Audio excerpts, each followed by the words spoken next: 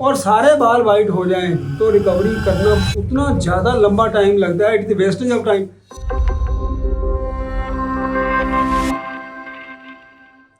सफ़ेद दाग का डिज़ीज़ उतना मुश्किल डिज़ीज़ नहीं है अगर प्लानिंग से काम किया जाए, ठीक समय पे ठीक फैसले किए जाएं तो गलतियां नहीं होती। लेकिन अगर ठीक समय पे ठीक फैसला नहीं किया जाता और अगर डॉक्टर का एक्सपर्टाइज कम होता है तो vitiligo is not a good disease, it is a tricky type of disease. ये ऐसे एरियाज में चली जाती है, लिप टिप टाइप विटिलिगो में कन्वर्ट हो जाती है जहाँ से वो ठीक करना मुश्किल होता है। और ऐसे केसेस जहाँ पर के अगर डिले हो तो हेयर फॉलिकल वाइट होने लग जाते हैं तो रिकवरी मुश्किल होना शुरू हो जाती है। आपको एक केस समझाता हूँ तब आपको समझ लगेगा कि क्यों अर्ली ट्रीटमेंट इंपॉर्टेंट है। आप इस बच्चे को देखो, यहाँ पर ये केस आप ध्यान से देखें, ये सेंटर लाइन से एक ही तरफ आए हुए सफ़ेद दाग हैं। आप देख रहे हो यहाँ पर सारे दाग सेंटर की लाइन से एक ही तरफ आ रहे हैं। This is called segmental vitiligo, जो बॉडी की एक ही तरफ जाता है। लेकिन इसमें ध्यान क्या करना होता है, आप यहाँ पर ये मैग्नीफायर है जो 200 टाइम मैग्नीफाई करता है स्किन को। अगर हम इसको यहाँ टच करेंगे ये, और आप वहाँ पर देखो, यहाँ पर आप देख रहे हो ये बाल आपको कैसा लग रहा है, बाल का कलर ब्लैक है।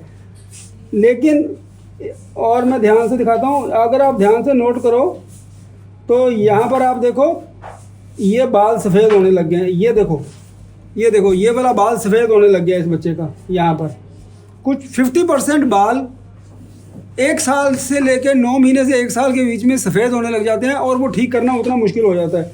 अब देखो कुछ बाल काले हैं, और दूसरा पैच दिखाता हूँ। यहाँ पर देखो बाल काले नज़र आ रहे हैं आपको, इसको जूम करो, ये बाल काला है यहाँ पर, ठीक है।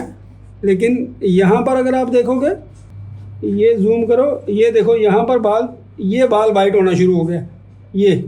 और बाल अगर वाइट होने का मतलब है कि डीपर लेयर में कलर लॉस हो रहा है और उतनी रिकवरी मुश्किल हो जाती है। और देखते हैं, देखो 50% बाल, और ये देखो यहाँ पर बाल आप देख रहे हो, यहाँ पर बाल सफ़ेद होने लग गए हैं। ये 50% बाल काले हैं, 50% बाल सफ़ेद होने लग गए हैं बीच में। तो यहाँ दिखाओ, तो बाहर से देखने में लुक से नहीं पता लगता, लेकिन वो टाइम वेस्ट होता जाता है। पेरेंट्स को भी नहीं पता लगता, वो थोड़ी सी एक बिंदी आ जाती है, उनको लगता है कि रिकवरी हो रही है, लेकिन साथ साथ बीच के बाल सफ़ेद होने शुरू हो जाते हैं। और वो अगर 9 महीने क्रूशियल टाइम जो होता है, वो 9 महीने का क्रूशियल टाइम अगर ख़राब हो जाए और सारे बाल वाइट हो जाएं तो रिकवरी करना उतना ज़्यादा लंबा टाइम लगता है। It's the wastage of time. वैसे अगर ब्लैक हेयर वाले पेशेंट समय रहते आ जाते हैं तो 3 महीने में 25% रिकवरी आती है, और एक बार सारे बाल वाइट हो जाते हैं तो वही रिकवरी 3 महीने में 5% में रह जाती है और बहुत लंबी जर्नी हो जाती है।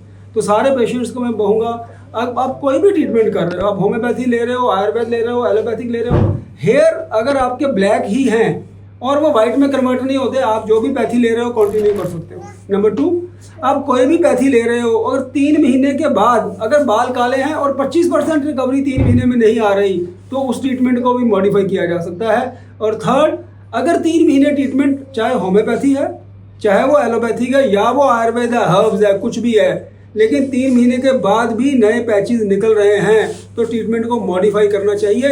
अदरवाइज अगर वो स्प्रेड करके लिप्स पे और फिंगर टिप्स पे चला जाता है तो recovery is very difficult and those areas are incurable, वो ठीक भी नहीं होते बाद में। तो बहुत सोच समझ के फैसला करो। आप हमारे यूट्यूब के चैनल पे 500 से ज़्यादा वीडियो सफ़ेद दाग की है। बहुत टाइम स्पेंड करो फैसला करने से पहले कि आपको किस डॉक्टर से ट्रीटमेंट करना है।